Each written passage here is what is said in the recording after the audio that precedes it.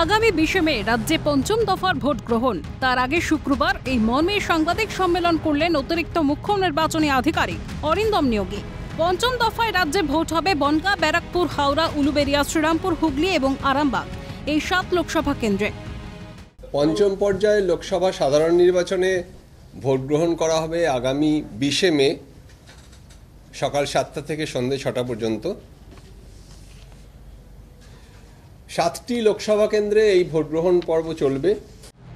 নির্বাচন কমিশনের দেওয়া তথ্য অনুযায়ী পঞ্চম দফায় 7 কেন্দ্রে মোট প্রার্থী সংখ্যা 88 জন, যার মধ্যে বনগাঁ লোকসভা কেন্দ্রে 15 জন, ব্যারাকপুর কেন্দ্রে 14 জন, হাওড়ায় 14 জন, উলুবেড়িয়া কেন্দ্রে 12 জন, শ্রীরামপুর কেন্দ্রে 11 জন, হুগলিতে 12 জন এবং আরামবাগ লোকসভা কেন্দ্রে 10 জন প্রার্থী রয়েছেন।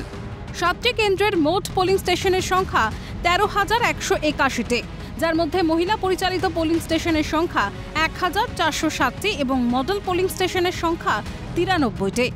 পঞ্চম দফায় মোট ক্রিটিক্যাল পোলিং স্টেশনের সংখ্যা 7,711টি, যার মধ্যে বনগাঁ লোকসভা কেন্দ্রে 550টি, ব্যারাকপুর কেন্দ্রে 1,069টি এবং হাওড়া লোকসভা কেন্দ্রে 605টি ক্রিটিক্যাল পোলিং স্টেশন রয়েছে। পঞ্চম দফায় রাজ্যে মোট কেন্দ্রীয় বাহিনী মোতায়েন থাকছে 613 কোম্পানি এবং রাজ্য পুলিশ থাকছে 25,514 জন। পঞ্চম দফায় হোম ভোটিংয়ের পরিষেবা নিয়েছেন মোট 11,973 জন। অন্যান্য দফার মতো পঞ্চম দফাতেও 100% বুথেই থাকছে ওয়েবকাস্টিংয়ের ব্যবস্থা, জানালো কমিশন।